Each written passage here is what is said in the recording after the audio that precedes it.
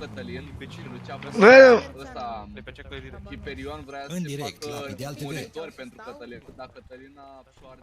Bre, tu ce ai cu mine de mă înjuri pe stradă, bre? Ce vrei, bă? Ce ai tu cu mine? Te împărți de mă înjuri într-una. Dar ce treabă ai tu ce vorbesc eu la mine în mașină? Păi vezi că erai în spate și te-am auzit. La mine în mașină fac și vreau eu. Erai în spate și te-am auzit. La mine în mașină fac și vreau eu. Doamne. N-auzi? Ești needucată și nu-i frumos. Oleo, mai spar. Ce faceți, domnii primari, pe aici? Să trăiți? Opa, nu cred. Bună seara, cu stimă și respect, frumoase tatuaje pe față. Depinde în ce sens. Prietenă nu mai mult, da. Ce pula mea mai făcut pe la liceu? Ia uite-l.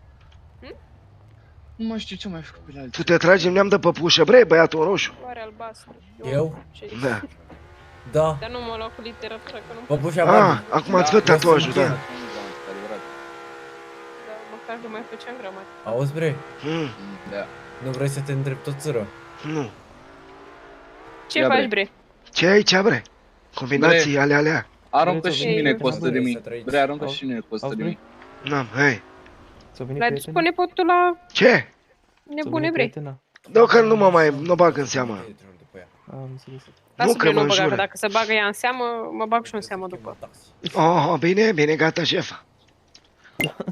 Mă, bre, ați văzut Păi cum ce? de- Păi m-a înjurat din mașină, bre, să mor eu, dacă te mineam snica. Cine te-a înjurat, bre? Mergea cu mașina pe în spatele meu, a trecut să mor eu, să moară copiii lui Cresti. Aladân, să mor eu. Uite aia în albastru și era în spate, eu aveam geamul deschis și trapa. Și auzi, ia uite prostul ăsta cu Mercedes, hodorogul ăsta împuțit. Păi ia uite, ai. Da, bre, merge pe stea. Nu... Mă scuze. Îi dădeam cu... Da, îi Să zic dădeam. aia, mă, de la... De Ia arunci auzi, bre, l-au înjurat cu... ăștia pe moșu. Nici nu mai știu cum să cheamă. Darts.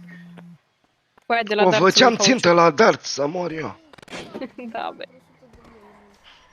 Bă, cine făceai, bă, tu țită la darts? Wow. Au. Te-ai simțit? Da, m-am simțit, ia zi, pe cine faci tu? Jumii de pe cine jumii de pot? acolo și dă cu piciorul. Păi, pe cine poți tu?